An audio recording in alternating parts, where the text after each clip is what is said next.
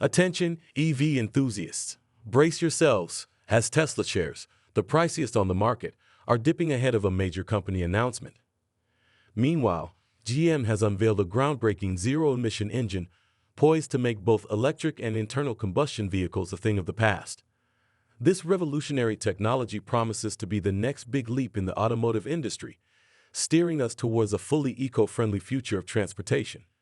Don't miss out on this game-changing innovation as GM CEO presents the engine set to transform the world. What's this cutting-edge technology all about?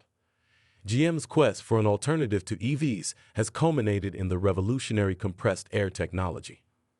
While compressed air was explored in the 19th century for mine locomotives and trams in European cities like Paris, it was eventually overshadowed by the immediate power of internal combustion engines and largely forgotten.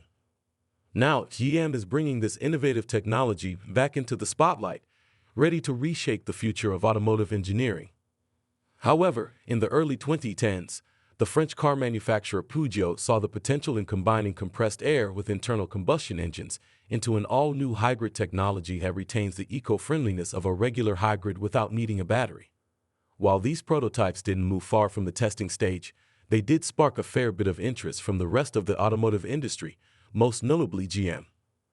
GM saw the potential that compressed air vehicles harnessed, but they also realized that such a technology needed a fair bit of development if it were to compete with regular internal combustion engines and the rise of EVs. As a result, GM started slowly researching and developing compressed air technology parallel to developing EVs and internal combustion vehicles. With that in mind, it's high time for us to tackle a very practical question. How do compressed air vehicles function? Compressed air vehicles function very differently from regular engines in EVs. Instead of having a conventional piston-driven engine or an electric motor, compressed air vehicles utilize specially designed pneumatic engines, also known as compressed air engines. These engines are, from a mechanical standpoint, very similar to regular internal combustion engines. The engine uses pistons just like petrol-powered ones do. However, unlike combustion engines, the pistons of a pneumatic motor are connected to a spring, and instead of relying on an explosion that creates the piston motion, pneumatic motors introduce air into the chamber, increasing the pressure inside of it, which pushes the piston to its maximum length. The air is then released, and the spring that the piston is attached to pulls it back into its original position, thus completing the cycle. Generally speaking, the engine is very similar to internal combustion engines and can therefore use a wide array of technical solutions, shortening the development cycle, which is what also drew GM towards this concept. With that in mind, it's time to answer the most intriguing question. What are the benefits of compressed air against EVs and internal combustion engines? Well, the most notable benefit is, of course, the fact that it is 100% pollution-free. It's just pressurized air, meaning that there is no environmental damage being done while it functions. As a result, compressed air engines solve one of the biggest issues regular combustion engines have, which is direct pollution of the environment. Compressed air engines also beat out EVs in this regard, as making a compressed air engine is far cheaper and requires no rare earth materials, unlike batteries or electric motors. Not to mention that powering EVs is also not quite green, as the grid is still mostly reliant on fossil fuels to produce electricity. Speaking of making compressed air engines, another key benefit over internal combustion engines is the cost of production. Since compressed air engines endure considerably lower pressures than gasoline or diesel engines, producing them means that there will be less need for strong and hardened steel or metal. This makes them both more economically viable and more eco-friendly to produce in larger quantities. While the differences might not be as substantial as compared to EVs, they're still there. Oh, and it goes without saying that the running costs of compressed air engines are simply unrivaled. Compressed air is much cheaper than fuel or electricity and is also much easier to acquire. Not to mention that these engines will be 100% future-proof as they don't waste anything.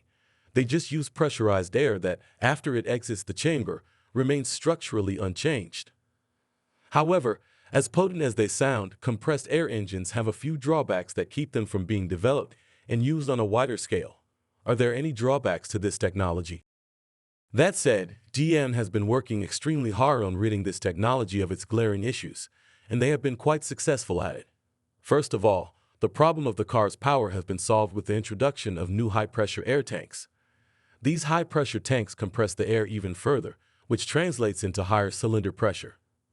As a result, GM's new compressed air prototype achieves performance figures that are pretty comparable to regular gasoline engines.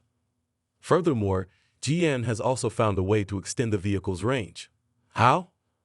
Well, by turning the vehicle's chassis into one large compressed air reservoir. However, this requires the vehicle to be specifically developed with compressed air engines in mind. This includes specific reinforcements or even the usage of composite materials such as fiber-reinforced thermoplastics. This allows the vehicle to retain exceptionally low weight while also being much safer than using regular high-pressure tanks, as crashing and rupturing the reservoir won't lead to an explosion no matter what. When will this technology be implemented? Well, the answer to that question is incredibly complex. However, there is a very solid possibility of these engines entering mass production in the next few years. This is because, as can be concluded, GM has truly invested itself in making this engine a reality. They keep researching and developing solutions to many existing problems and are incredibly devoted to creating a truly fantastic product that would revolutionize the automotive world entirely.